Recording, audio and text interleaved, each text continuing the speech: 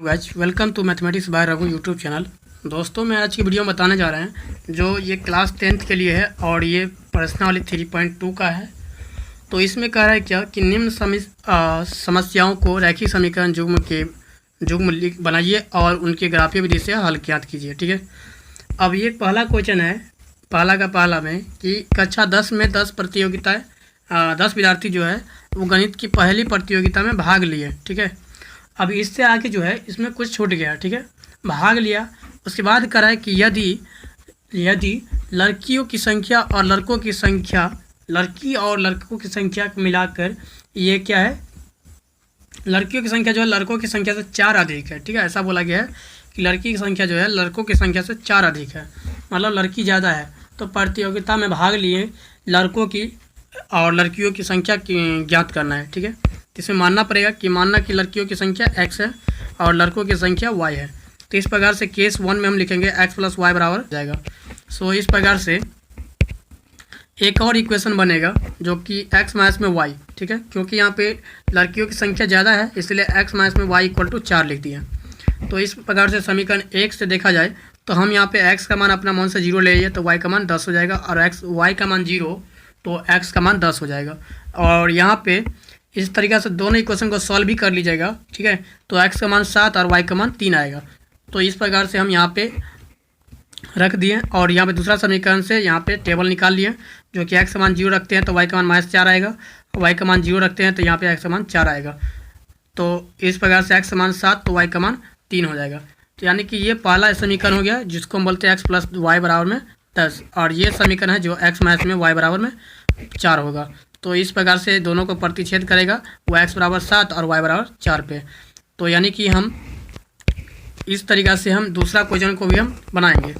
तो ये पहला का था, और ये पहला का दूसरा जो है क्वेश्चन पेंसिल तथा 7 कलमों का मूल्य 50 रुपया है। ठीक है, जबकि यहाँ पे बोला है 7 पेंसिल और 5 कलम लेते हैं तो उसका कुल मूल्य 46 रुपया होता है। तो इसका मान लेते हैं कि एक पेंसिल का कीमत x रुपया है और एक कलम का कीमत y रुपया। ठीक है, तो 5 गो पेंसिल है तब 5x और प्लस में 7 गो कलम है तो 7y, टोटल मिला के 50 रुपया खर्चा होगा। और यहाँ पे केस 2 में देखा जाए तो यहाँ पे कहा है कि 7 पेंसिल और 5 कलम लेते हैं तो इसका मिलता है कितना, 46 रुपया। तो इस प्रकार से समीकरण 1 को हम क्या कर लेते हैं, 5 से गुना कर लेते हैं और दूसरा को 4 से गुना कर लेते हैं। तो इस प्रकार से हमारा पता चलता है कि x का मान निकल जाएगा और y का मान निकल जाएगा। और इसको कह रहा है कि ग्राफीय विधि से भी दिखाना है तो यहाँ पे हमें ग्राफीय विधि से भी दिखाना पड़ेगा। और यहाँ पे एक चीज़ और देख लीजिए कि हल करने का रूल यहाँ पे बेस्ट इंपॉर्टेंट 4 गो रूल है जिसमें आप चारों रूल से बना सकते हैं, जो कि लुप्तीकरण विधि होता है, अनुपात निर्णय विधि होता है और प्रतिस्थापन विधि होता है, वर्गमूल विधि होता है। तो इस चारों विधि में से कोई भी विधि अप्लाई करके आप बना सकते हैं। तो हम यहाँ पे लुप्तीकरण विधि से बनाए हैं। ठीक है, तो अब यहाँ पे x का मान निकाले तो 3 आ गया और y का मान निकालेंगे तो 5 आ गया। तो इस प्रकार से x जो हो गया वो आपका पेंसिल का कीमत और यहाँ पे एक कलम का कीमत हो जाएगा 5 रुपया। सो इस प्रकार से आप समीकरण निकालिए और इसका वैल्यू निकाल के x y का वैल्यू निकाल के आप यहाँ पे पता कर सकते हैं। तो हम आगे इस प्रकार से सीखना है कि करा अनुपात तो a1/b1 और a1/a2 होगा और b1/b2 और c1/c2 की तुलना कर ज्ञात कीजिए कि निम्न समीकरण युग्म द्वारा निरूपित रेखाएं एक बिंदु पर प्रतिच्छेद करती है और समांतर अथवा संपाती होती है। तो ये क्या होगा आपको पता करना होगा, प्रतिच्छेदी होगा, समांतर होगा या संपाती होगा, इस तीनों में से कोई एक होगा।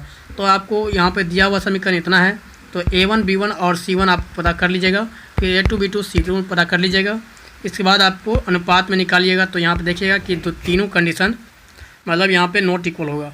तो इस प्रकार जो कंडीशन होता है आपको बता दिए हैं कि शुरू में ही बता दिए, और नहीं बताया तो देख लीजिए कि इस कंडीशन को हम लोग बोलते हैं संगत भी बोलता है, और इसको हम बोलेंगे कि केवल एक हल होगा। ठीक है, तो इसको केवल एक हल होगा तो ये प्रतिच्छेद को करेगा। ठीक है, एक हल होने पर प्रतिच्छेद होता है और अनगिनत हल होता है, जैसा कि आप देख लीजिए ध्यान से a1/a2 होगा और b1/b2 बराबर में c1/c2। अगर दोनों जगह इक्वल लगेगा, ठीक है, इस दोनों जगह पे इक्वल लगेगा तो इसका मतलब अनगिनत हल होगा और संपाती होगा और संगत भी होगा। ठीक, इस जगह पे लगा दिए, इसका मतलब कोई हल नहीं होगा, असंगत भी होगा और साथ में कहीं प्रतिच्छेद नहीं करेगा। ठीक है, असमांतर होगा। ठीक है, समांतर होगा रेखा। फिर अगर यहाँ पे बराबर नोट लगा दिए तो इसका मतलब एक हल होगा और संगत होगा और साथ में आपको प्रतिच्छेद करेगा। ठीक, तो इस प्रकार से आपका ये फार्मूला है। चलिए इसके बाद जो है ये सेकंड नंबर क्वेश्चन, सेकंड का सेकंड, ये दोनों इक्वेशन है, दोनों को 9 बट्टा यहाँ पे लिख दीजिएगा, 9 बट्टा 18 तो 1/2 आएगा। फिर यहाँ पे 3 बट्टा आप 6 लिखिएगा तो यहाँ पे भी 1/2 आ गया। फिर यहाँ पे 12 बट्टा 24 लिखिएगा तो यहाँ पे भी 1/2 आ गया। तो यानी कि तीनों कंडीशन यहाँ पे इक्वल हो रहा है। ठीक है, तो इसका अनगिनत हल होगा और संपाती होगा। ठीक, इसके बाद जो है थर्ड इक्वेशन यहाँ पे है, ये इक्वेशन इतना है और इतना है। अभी अनुपात करना है तो 6 बट्टा क्या हो जाएगा 2, 6/2 मतलब 3 आएगा। फिर माइनस में 3 बट्टा माइनस में 1 तो प्लस में 3 आएगा। फिर 10 बट्टा आएगा 9, मतलब यहाँ पे ये बराबर नहीं हो रहा है। तो ये कंडीशन जो हो रहा है तो ये क्या हो जाएगा, कोई हल नहीं होगा और समांतर होगा रेखा। ठीक, इस प्रकार से 3 नंबर क्वेश्चन है। और यहाँ पे आप ऐसे भी याद रख सकते हैं, इस फार्मूला को आप याद रख सकते हैं, यहाँ पे लिख दिए हैं इस क्वेश्चन के लिए, क्वेश्चन नंबर 3 के लिए। और यहाँ पे देखिए ये पेज दोबारा आ गया है। अच्छा 3 नंबर क्वेश्चन है, ये अलग है। और यहाँ पे करा अनुपात तो इतना इतना और इतना, मतलब यहाँ पे इस अनुपात को a1/a2 b1/b2 और c1/c2 की तुलना कर ज्ञात करना है आपको कि रैखिक समीकरण का युग्म जो है संगत है या असंगत।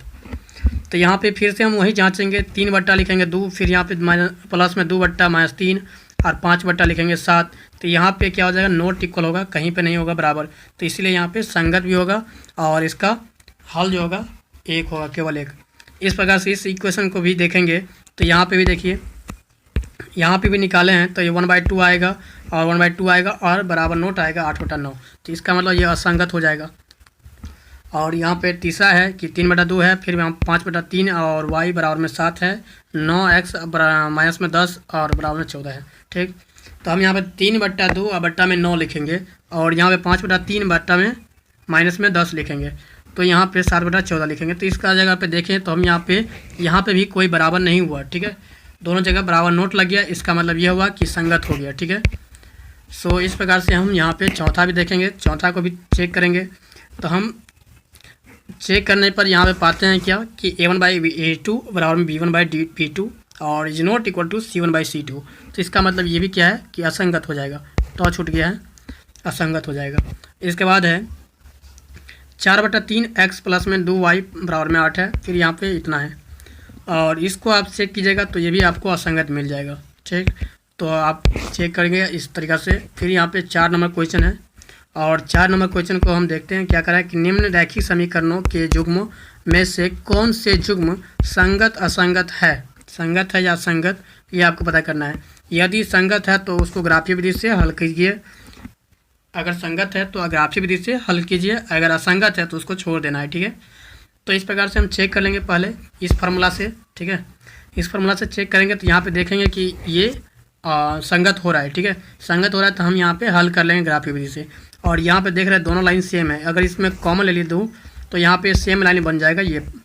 तो इस प्रकार से हम एक संपाती लाइन बनेगा जो कि इसी लाइन पर दूसरा लाइन भी होगा, इसको हम संपाती बोलते हैं। तो यहाँ पे अनगिनत हल होगा इसका और संपाती होगा, तो इसका हल करना है तो x समान निकालिएगा तो कितना आएगा, ये अनगिनत हल होगा। तो यहाँ पे x समान 0 तो y का मान 5 है, 5 y का मान 0 तो x समान 5 हो जाएगा, तो इसका अनगिनत हल होगा, ये भी लिख दीजिएगा आप, अनगिनत हल होगा। तो इस प्रकार से आप निकाल लीजिएगा। फिर दूसरा में भी ऐसा ही लिखा हुआ है और यहाँ पे भी कह रहा है क्या कि ये असंगत आ जाएगा, चेक करिएगा तो ये असंगत हो जाएगा, तो इसीलिए हम आगे इसको चेक नहीं किए हैं, आना ग्राफ बनाए हैं। इसके बाद तीसरा क्वेश्चन है जो कि इसमें बोल रहा है कि इसको भी आप बना लीजिएगा, तो इसमें देखिएगा कि संगत आ रहा है। ठीक है, संगत हो रहा है, ये इसका केवल एक हल होगा जो कि रेखा प्रतिच्छेद करेगा। तो यहाँ पे x बराबर 2 और y बराबर 2 पे प्रतिच्छेद करेगा। तो हम यहाँ पे क्या किए कि दोनों इक्वेशन का पहले अनुपात निकाल लिए, तो हमको संगत पता चल गया, तो ये दोनों को हल कर लिए लुप्तीकरण विधि से, तो x का मान 2 और y का मान 2 निकल गया। तो इस प्रकार से हम लिख दिए। फिर चौथा नंबर क्वेश्चन है इसी का चौथा का चौथा, तो इस प्रकार से हम अनुपात निकालेंगे तो ये आएगा और ये कोई संगत नहीं आएगा, तो यानी असंगत है। तो इस प्रकार से हम इसका कोई हल नहीं करेंगे। ठीक है, अनाग्राफ बनाएंगे। फिर यहाँ पे आपका क्वेश्चन नंबर 5वां है और 5वां नंबर क्वेश्चन क्या करा है आपको कि एक आयताकार बाग जिसकी बाग है, बाग जिसको हम बोलते हैं आयताकार, ऐसा है बाग। अब इसमें करा है कि लंबाई इसका बोला है कितना, जितना है वो चौड़ाई से क्या है कि 4 मीटर अधिक है। अगर हम इसका चौड़ाई मान लीजिए x है तो इसका चौड़ाई लंबाई क्या हो जाएगा, x प्लस में 4 हो जाएगा। तो करा है कि तो अर्ध व्यास नहीं, अर्ध परिमाप है यहाँ पे लिखा हुआ, अर्ध परिमाप जो है 36 है। तो बाग की बीमाई कितनी होगी, बाग बीमाई मतलब होता है लंबाई और चौड़ाई आपको निकालना है, ठीक है। तो बाग की बीमाई जो होगा लंबाई और चौड़ाई निकालना है, तो इसीलिए हमारा क्या हो जाएगा x, यानी मान लेंगे लंबा चौड़ाई को, तो लंबाई हो जाएगा x प्लस 4, ठीक। तो हम यहाँ पे अर्ध परिमाप का फार्मूला लगाएंगे। तो यहाँ पे अर्ध परिमाप का फार्मूला होता है लंबाई प्लस में चौड़ाई। तो यहाँ पे अर्ध परिमाप की जगह पे 36 हो गया और लंबाई प्लस में चौड़ाई, या चौड़ाई प्लस में लंबाई लिख सकते हैं। यहाँ पे चौड़ाई हो गया x प्लस में x हो जाएगा और लंबाई हो जाएगा x प्लस 4। तो दोनों को जोड़ने पर 2x प्लस में 4 आएगा और 4 को इधर घटा दीजिएगा तो 32 आएगा और फिर यहाँ पे 2x। तो x का मान हो गया 16 और y का मान हो जाएगा, मतलब यहाँ पे लंबाई का मान हो जाएगा 36। ये x चौड़ाई है। तो अतः लिख देंगे कि अतः आयताकार बाग की लंबाई 20 मीटर और चौड़ाई 16 मीटर। सो इस प्रकार से हम क्वेश्चन नंबर 6 को भी हम ऐसा ही बनाएंगे। और यहाँ पे एक क्वेश्चन कर रहा है क्या कि एक रैखिक समीकरण 2x प्लस में 3y और माइनस में 8 बराबर में 0 है, दी गई है, ठीक। तो दो चरों में एक ऐसी और रैखिक समीकरण लिखिए ताकि प्राप्त युग्म ज्यामितीय निरूपण जैसा कि प्रतिच्छेद हो जाए, ठीक है, प्रतिच्छेदी रेखाएं हो। तो ऐसा एक एग्जाम्पल आपको लेना है, ठीक है। तो आपको ये प्रतिच्छेद होने के लिए आपको ये इस टाइप का इक्वेशन चाहिए जो कि अनुपात में बांटते हैं, ठीक है।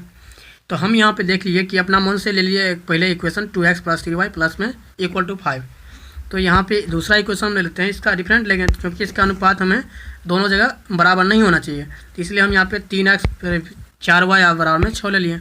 तो ये भी आप देखिएगा, अनुपात चेक कीजिएगा तो आपको बराबर नहीं मिलेगा कहीं पे, ठीक है। तो इस प्रकार से हमारा ये इक्वेशन सही हो जाएगा एग्जाम्पल में। सो दूसरा भी आपका ऐसा ही करा है कि समांतर रेखा होना चाहिए। तो समांतर होने के लिए आपको ये कंडीशन होना चाहिए। तो इस प्रकार से हम ये कंडीशन अप्लाई करके लिख दिए, हो गया। इसके बाद है थर्ड में 6 का थर्ड, जो कि समपाती होना चाहिए, मतलब एक ही लाइन पर दूसरा लाइन भी होना चाहिए। तो आपका दोनों इक्वेशन का अनुपात सेम होना चाहिए, ठीक है। तो आप अनुपात चेक कीजिएगा तो इस टाइप का आ जाएगा, ठीक है। हर जगह 1/2 और 1/2 और 1/2 आ जाएगा। तो यानी कि समांतर हो जाएगा, समपाती होगा और इसका अनंत हल होगा। और इस क्वेश्चन और लास्ट है, और यहाँ पे करा है क्या, समीकरण x माइनस में y प्लस में 1 बराबर में 0 है। तो आपको बोल रहा है कि 3x प्लस में 2y माइनस में 12 बराबर में 0 का ग्राफ खींचिए और x अक्ष और इन रेखाओं से बने त्रिभुज के शीर्षों के निर्देशांक ज्ञात कीजिए और त्रिभुजाकार पटल को छायांकित कीजिए, ठीक है। जहाँ पे ग्राफ बनाएगा तो आप त्रिभुजाकार क्षेत्र बनेगा x अक्ष के साथ, तो उसको आपको छायांकित करना है, मतलब यहाँ पे शेडो करना है। सो इस प्रकार से आप देखिएगा x माइनस में y बराबर में प्लस में 1 बराबर में 0 है। तो आप ये पहला इक्वेशन और ये दूसरा इक्वेशन मान लीजिए, ठीक। इस दोनों इक्वेशन से हम यहाँ पे पहला इक्वेशन लेते हैं और इसमें हम x का मान और y का मान अपना मान से x का मान 0 लेते हैं तो y का मान 1 आएगा, y का मान 0 लेते हैं तो x का मान माइनस में 1 आएगा। तो इस प्रकार से हम यहाँ पे ये लाइन खींच दिए, ठीक है।